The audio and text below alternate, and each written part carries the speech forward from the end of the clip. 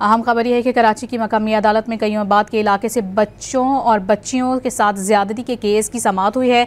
मुलजिम शब्बीर अहमद ने बयान देते हुए मुतादिद बच्चियों से कई बार ज्यादती का एतराफ़ कर लिया है। मजीद जानेंगे डॉन न्यूज़ के नुमाइंदे शफी बलोच से। शफी बलोच, इस समाअत की तफसीलात से आगाह कीजिए।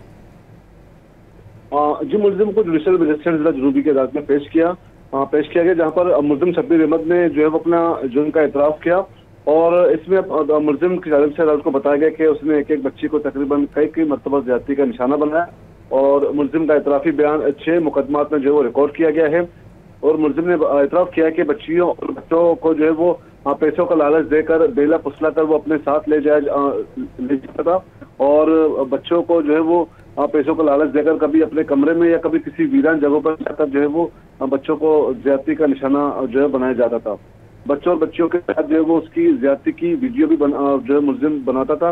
और मुलजिम ने एतराफ़ किया है कि उसने अब तक कितने बच्चों और बच्चियों के साथ ज्यादती की है।